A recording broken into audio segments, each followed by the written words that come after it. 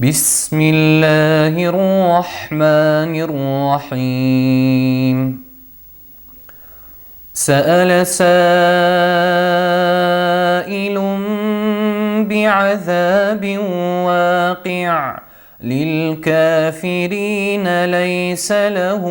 دافع من الله ذي المعارج تعرج الملائكة والروح إليه في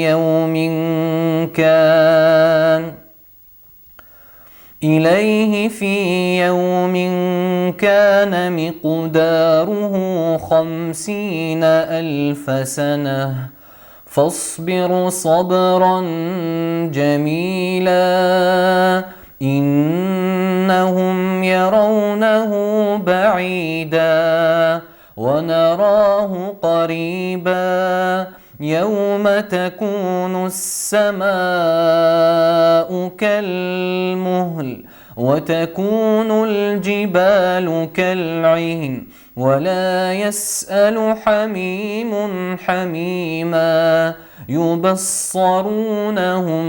يود المجرم لو يفتدي من عذاب يومئذ ببنيه وصاحبته وأخيه وفصيلته التي تؤويه ومن في الأرض جميعا ثم ينجيه كلا إنها لظى نزاعة للشوى تدعو من أدبر وتولى وجمع فأوعى إن الإنسان خلق هلوعا إذا مسه الشر جزوعا وإذا مسه الخير منوعا إلا المصلين الذين هم على صلاتهم دائمون والذين في أموالهم حق معلوم للسائل والمحروم والذين يصدقون بيوم الدين والذين هم من عذاب ربهم مشفقون إن عذاب ربهم غير مأمون والذين هم لفروجهم حافظون إلا على أزواجهم أو ما ملكت أيمانهم فإنهم غير ملومين فمن ابتغى وراء ذلك فأولئك هم العادون والذين هم لأماناتهم وعهدهم راعون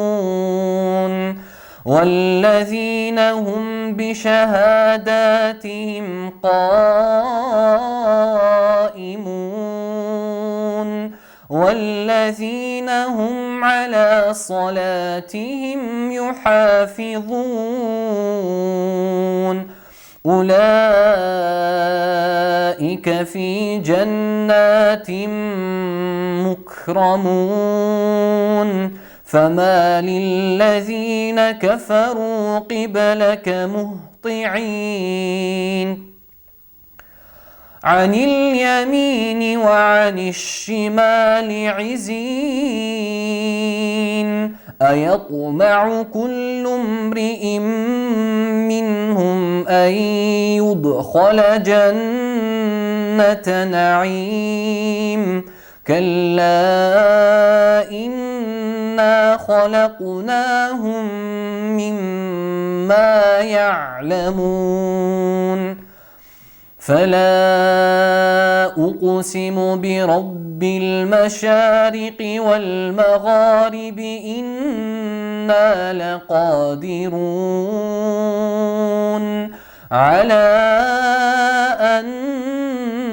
نبدل خيرا منهم وما نحن بمسبوقين فذرهم يخوضوا ويلعبوا حتى يلاقوا يومهم الذي يوعدون يوم يخرجون من الأجداث سراعا كأنهم إلى نصب يوفضون خاشعة أبصارهم ترهقهم ذلة ذلك اليوم الذي كانوا يوعدون صدق الله العظيم.